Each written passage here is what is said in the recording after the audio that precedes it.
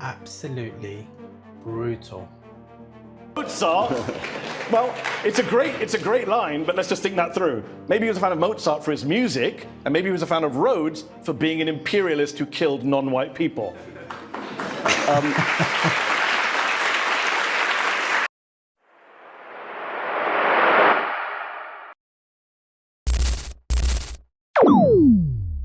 So in this video, the professor here, Nigel Biggar, is going to present an argument to essentially state that, history has unfairly maligned the British Empire, and that actually there is a more nuanced, more balanced view of the empire. So his whole argument is that we can present, or the British Empire wasn't all or entirely evil.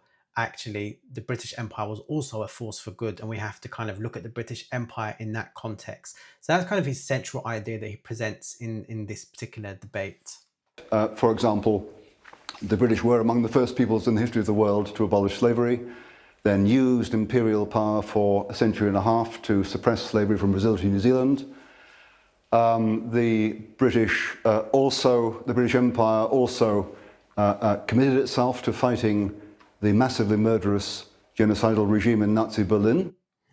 So you can see from this that these are the kind of main arguments that, yes, we did some bad stuff, but also, they here are kind of a list of some of the great things, achievements that we can be proud of to kind of balance things up a bit between the negativity and, some of the positivity that kind of needs to be shed on the British Empire.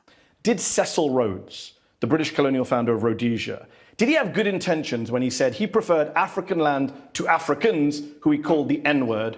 And when he wrote, "Africa is still lying ready for us, it is our duty to take more territory."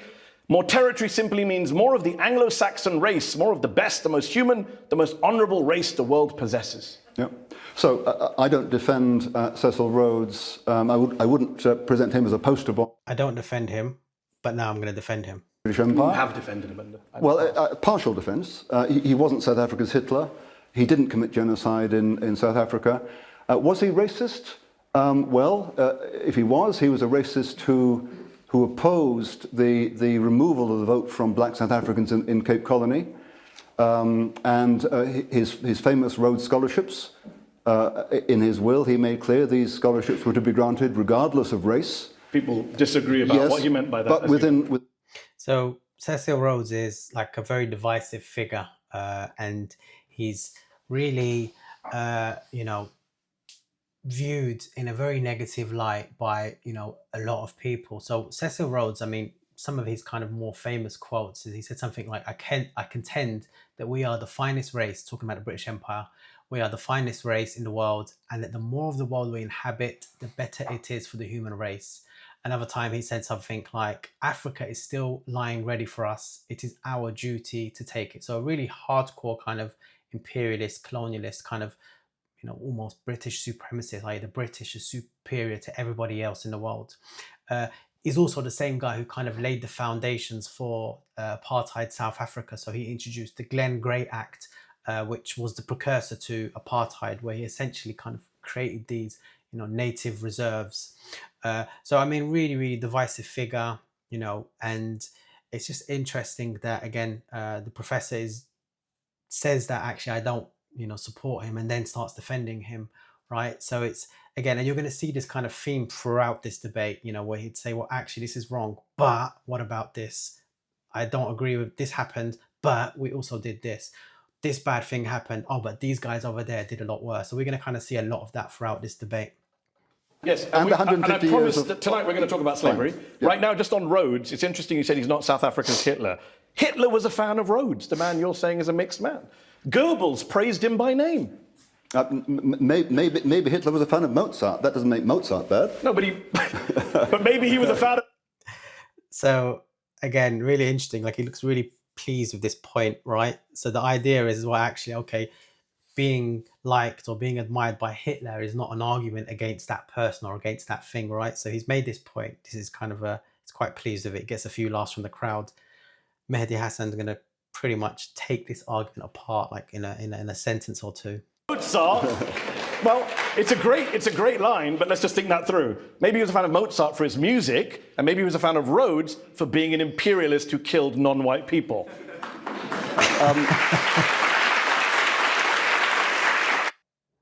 Now, the discussion now moves on to the idea of whataboutism, which is essentially, look, okay, this and this happened, but what about Hitler? This and this happened, but what about the Soviet Union? This and this happened, but what about communist China? This, and Mehdi Hasan now is going to try and dismantle this argument and dismantle this idea that, why can't you just look at something in objective terms? Why can't you look at the British Empire without having to compare it? So look at something evil the British Empire did and try to compare it to others all the time. And Mehdi Hasan kind of masterfully takes him apart really on this point even. Said it's not just the only place. So can you do it tonight? Can you criticize something the British Empire did as evil without any qualification, caveat, if, but, what about? Slavery, disproportionate violence, sometimes the theft of land.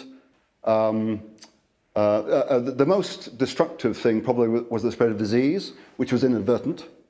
You just did it! You just did it in front of our eyes! Well, tell me.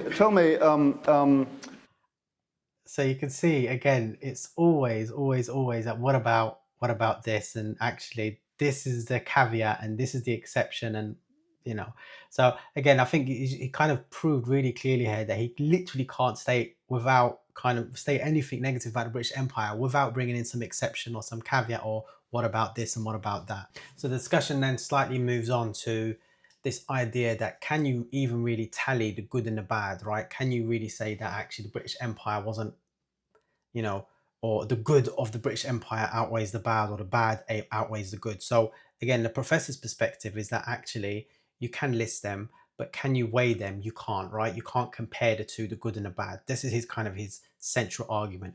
Again, let's kind of watch how Mehdi really kind of takes him to the cleaners. In the conclusion of your book, Colonialism: A Moral Reckoning, you offer your readers a tally of the evils of British colonialism, as well as a, of course, credit column in the British Imperial Ledger. Basically, why do you say of course? I'll tell you why. You seem to be sceptical. I am, and I'll tell you why. Okay. You summarize the pros and cons, the good and the evil, and then you say you're not keeping score. You say very explicitly, is that still the case, that you're not scoring them? I don't say that. You say, where's it gone? Let me just pull up the exact quote. You say, whatever the debit column of British colonialism, there's a credit column too, of which any fair ethical assessment must take into account the goods and evils that the empire caused, intentionally or not, of such different kinds that they cannot be measured against one another. The different keeping score. So I keep score, but I say you can't weigh these up. You can't say one's longer or better than the other. Tell me how. Is that your position? Tell me how. No, I'm asking the question. Can't be done. It can't be done. So then why did you go on a right-wing podcast and say that the credit column is longer? Because on the page it is. Gotcha. Because on the page it is. Let me be clear. On the page there's a longer list of the good stuff. On the matter of whether you can weigh these things up, you can't do it. So this is a really good example of him really tying himself in knots. So on the one hand, he's saying actually you can't weigh up the good and the bad, right? And then on the other hand, he's caught essentially going onto a kind of a right-wing podcast where he's essentially saying that actually the list is much longer of good versus bad, right? And then when confronted, so why do you have these contradictory views? His response was, no, I'm not saying that we can weigh it up. I'm just saying one list is longer than the other. So again, you can see if you look at the people in the audience, the attendees, you can see the shock and the kind of surprise at the attempt at, reconciling or kind of squaring these circles or circling these squares. It's just, again, quite a feat. And what's really interesting, and you can kind of see the almost hypocrisy where they wouldn't do this with the Nazis. They wouldn't say, well, actually, okay, well, let's weigh up some of the good things that the Nazis did and then weigh up and look at the negatives in that light as well.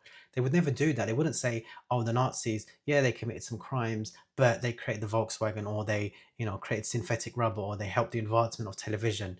Same thing with the Soviet Union. They wouldn't say, oh, the Soviet Union did some bad things, but actually, look at Sputnik, look at the other kind of technological advancements that we have as a result of kind of the Soviet Union. Even a good example is the Ottomans. The Ottomans are really maligned because of the Armenian massacre. And actually, you couldn't have any discussion about the Ottoman Empire without that being brought up. But then at the same time, when it comes to the British Empire, we need to have a kind of a different moral standard completely, where actually, no, we do need to start weighing things up. And I'm not saying it's right or it's wrong, but it's interesting. It's interesting that this kind of this stream of thought, this type of thinking is not kind of consistently applied. We want to almost have this kind of exceptionalism for Britain and the British Empire, where we kind of look at them slightly differently to everybody else.